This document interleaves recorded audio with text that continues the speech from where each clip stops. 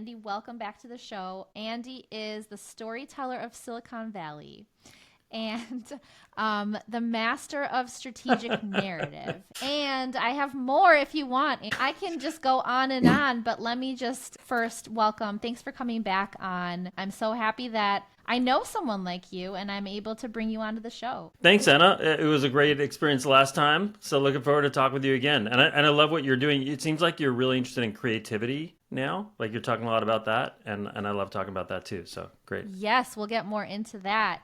It has been really fun for season 3 to push more into creativity. What does that even mean? How do we tie creativity to results? So we'll talk more about that. But first, let me finish talking about you, Andy. So what you're doing is you help CEOs align their teams around strategic narrative. And I want to also talk about what is that for folks that didn't listen to the last episode where we dug into that a bit more. Strategic narrative helps them power up their success in sales, marketing, fundraising, product, recruiting, basically everything. And your clients include VC-backed companies that are funded by top VC firms like Andreessen Horowitz, like Excel, Google Ventures, First Round Capital. And you also lead training sessions at companies like Salesforce, Uber, Square, Yelp, and more. You've got a podcast. That is not all, folks. Andy's got a podcast. It's called The Bigger Narrative, where you talk to CEOs from companies like Zuora, Grin, you had on recently, 360 Learning, you had on, and Contentful, I think, was the latest one. And you talk to them about the power of strategic narrative, and I love that. You don't have episodes coming out like regularly, like every week, but it's very focused, and you find the companies that are treating strategic narrative in a way that like it's helping to drive their different business decisions. And I think that's really smart. So Andy, you were on the show, episode 61. Please go listen to that if you have not. How to Tell a Different Story and Creative Movement. That was back in 2021. So it is about time for you to come back on this episode. And gosh, I just have so much to say about Andy. Seriously. Like, I really love following you on LinkedIn because you share things like, I was talking to a Series D startup and they wanted to hire me, but then the CEO didn't want to get on a call with me, so I decided not to work with them. Like, I enjoy those types of posts because I'm also in the business of, right, like selling stuff to venture-backed startups. And you make it very...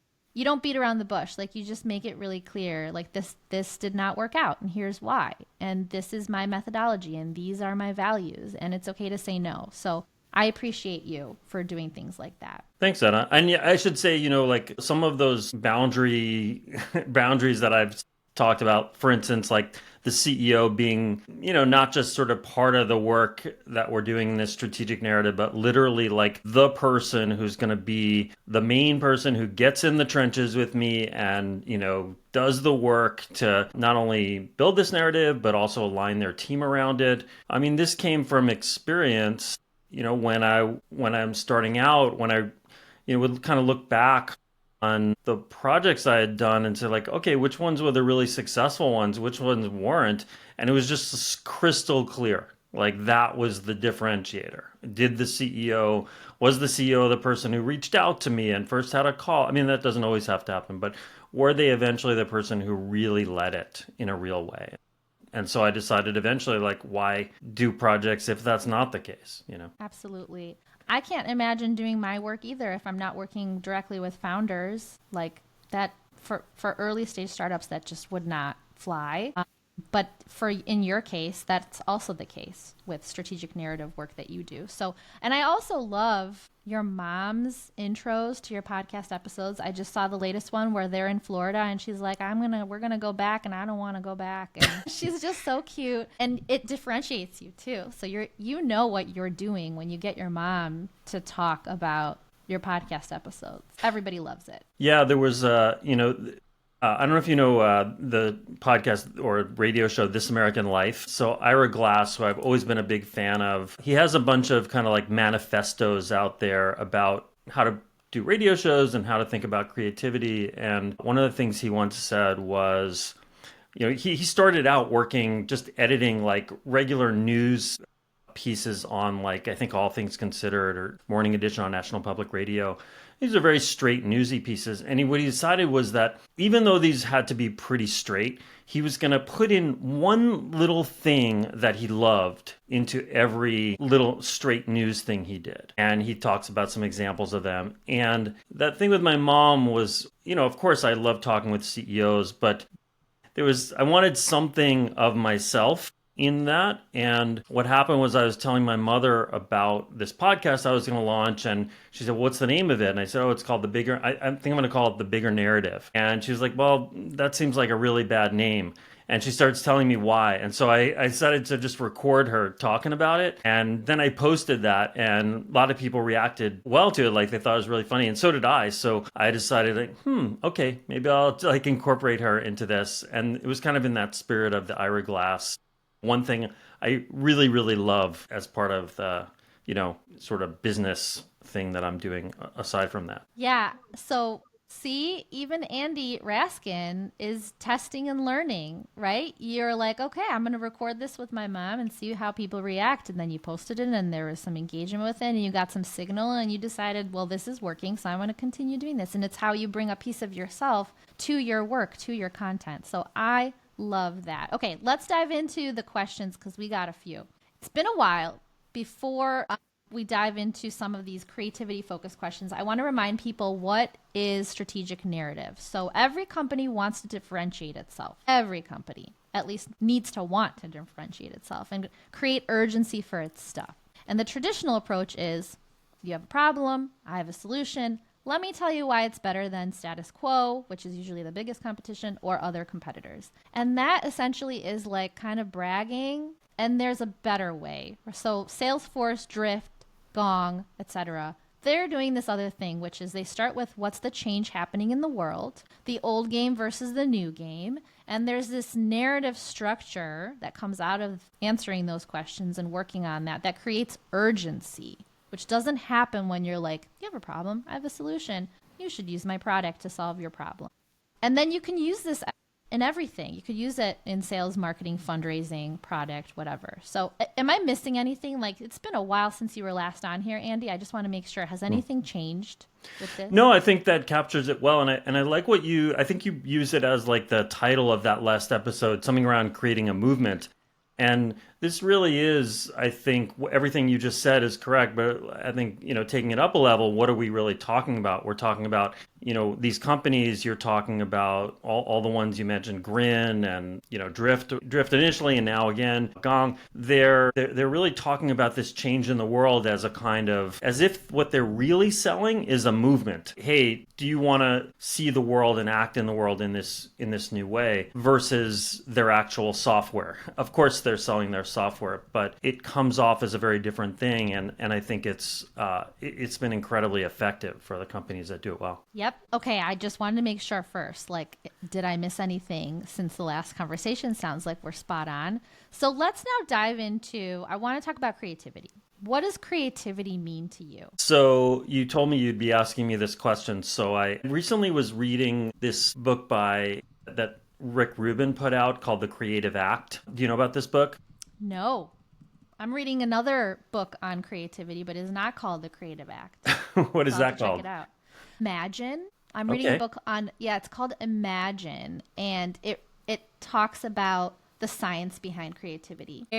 What do we need? What kind of environment do we need to help us become more creative? And what's the science to back that up, and other things? Yeah. Yeah, there's so many different ways to get into this. Rick Rubin, I would almost say, is like the anti-science. It's just all about, it's a much more spiritual take on it. If in the kind of let's say secular meaning of that term. So I looked and he defines creativity as taking the sum of everything that is in our vessel, the contents of our experience, whatever, selecting elements that might be useful or seem significant or valuable, and then somehow representing them. So recombining them, presenting them in some new way that's valuable. And I think that's a pretty decent working version. I like that. So first read the creative act and then to get that spiritual take, and then read the book I'm reading, Imagine, to get the scientific take and Both see sides, what, yeah.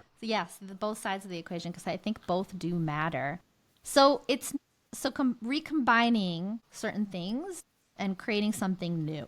Okay, that makes a lot of sense. So I think strategic narrative, when I think about strategic narrative and creating a movement and storytelling in general, I think it's a very creative process, naturally creative process. You really have to be open-minded. You have to look for connections in seemingly unrelated things in order to build a story. And the startups that are using strategic narrative, I think, tend to be more creative because they're using that story as a groundwork for everything that they do, kind of like when you're a writer, right? Like everything you do is around telling the story and maybe getting people to having the content resonate with the readers. So what do you think about that? Yeah, I mean, you mentioned a few different aspects of it. I definitely think that this strategic narrative stuff is a creative act. The way, in fact, that I see my role is kind of like the Rick Rubin of strategic narratives. Rick Rubin, I'm not sure if you know, he's this just sort of legendary music producer. And one of the things he's done more recently is he created this huge sort of house and studio facility in Malibu, California, where musicians go when they really want to break through some creative barrier or do their best work. And the idea is like he creates this space where they can do that, do their best work, be their most creative. That's really what I see my role is with the CEO and teams is, of course, we're doing it on Zoom. We're not going to, Rick Rubin's fancy palace in Malibu. That'd be nice. That would be nice. Actually, I when I first started imagining doing this work, I did imagine, not necessarily the palace, but I did imagine like I'm going to have a space where the founding teams come and where it's going to be, it might be a resort or so. I don't know. That didn't pan out or not yet. But in terms of creativity, I'm trying to create the space for the team to do that kind of work with their narrative for the company. How do you create that space? What do you think are the things that you need to do in order to create that space? Well, if we take the definition that Rick Rubin gives, it sounds very simple, but there's a couple pieces to it. One is we take the sum of our vessel's contents, and then we kind of recombine them or select elements that we're going to use. So there's this separation of the generation of ideas and the cataloging of ideas and the selecting and honing of those ideas. So in the writing metaphor, it's the writing, the generative writing, and the editing are separate things. And I think what happens in a lot of company, corporate environments, is those two get mushed together because of the demands of time. And because people are anxious that it's not going to come, so the typical example of this is, hey, let's do a brainstorming session and anything goes. And you get the people together. First person says, how about we do this? And then someone says, yeah, someone else did that. And it's, okay, how about we do this? So the evaluating and the idea generation are kind of getting mixed, and it shuts it down really, really fast. And we're going to miss out on things. And the opposite approach to this is that approach of improv acting, where it's like, yes, and we're not doing any kind of evaluating, at least in that shutting down way. At first, of course, we have a business to run, and we got to get, we have a story we got to get out there to the world. So we have deadlines, and we can't do that forever. So there's this balance, right? So one of the big things that I do is I try to give some separation between idea generation and evaluation. One of the ways I'd like to do that is I usually have a big kickoff session with a team when we're starting, and I'll ask a bunch of questions. So for instance, one of the questions is, like you said, the strategic narrative is a shift from an old game to a new game. What is that? I'll give a lot of examples of different ones and how they're effective, but then I'll say what is that for you, for your team? And then I'll have each, and I'll then ask people to give me their answer. But the way that I like them to give me their answer, I think helps do this separation. So first thing is I ask them to write it down on a piece of paper first. So that gets out a little bit of the, like, oh, I'm going to wait to hear what the CEO says before I, and adjust it based on what everyone else is saying. So I'm writing it down. It also forces them to get a little bit clear on what they're, clarify their thoughts a little bit. And then I go round robin around the team and ask each person to share that in front of the rest of the team. And when they're sharing that, there's no feedback allowed. So we're each just sharing. I'm writing it down in a way that they can see it, that I'm writing it down so that they know they've been heard. If I have a question about what they said, or I'll ask them, did you say this or did you say this? I'll write it down. And then, and in that whole session, there's no judgment. There's no, maybe I might say, it seems like we're all going around this area or something, but there's no like, hey, let's choose this idea, let's choose that idea. There's none of that. And then after that session, when I start working with the CEO, then that's when the CEO can start saying, hey, you know what? I like these elements and these elements and these elements. Let's pull that out together. Now we're starting to do some of that editing and selecting that Rick Rubin's talking about. And then we bring that back to the team. And then we're going to again, okay, what's working about that? What's not working about that? Same thing, no judgment. And then take it back to the CEO. So this back and forth between generating and judgment, I think has been, I always ask teams at the end, like what really worked. And without fail, like they'll tell me that created an environment where they could be creative, but also move forward. Great. I love that. Thank you for sharing this process. I think that people can get a good idea of I don't know how people run their brainstorms these days. I think it's probably all over the place because it depends on who's running the brainstorm and if people have done brainstorms before. But this process seems to be the one that has worked really well for you because you're working with late stage startups and then they come back to you and they're like, this worked really well for us, right? Otherwise, how could you be continuously working with more and more clients unless it's not working for them, right? The impact that you're having on the business is there. So I think this is great. Thank you for sharing the process. And I wanted to ask you, what startups come to mind for you right now that are, because I really am trying to push more into creativity. I think that it's always been important, but I think it's extremely important today as resources get slimmed down, budgets get slimmed down. We have to figure out how to work with smaller amount of resources. We need to get creative. And it's always been an important part of early stage startup growth because you're nimble, you're small, you can be bold, you can be different. It's the prime time to do things like that. So any startups that come to mind for you that are being creative, that are pushing marketing boundaries, that are and doing this well, who should we be watching this year? Yeah, I can't give you any of those. And part of it is because I don't really see myself as a marketer. So I don't sort of go in those circles to sort of see that. And I know that's sort of a controversial statement. This idea that the story is the strategy. This is a quote that I've had on my website forever. I end my podcast with it. It's a paraphrase of something that Ben Horowitz said of Andreessen Horowitz a long time ago. It really speaks to this idea that yes, we're going to use this story as a sort of umbrella for our marketing and for how we talk to the world. But I think maybe even more important from the CEOs I talk to is it's going to be the lens through which they lead the company. It's going to be the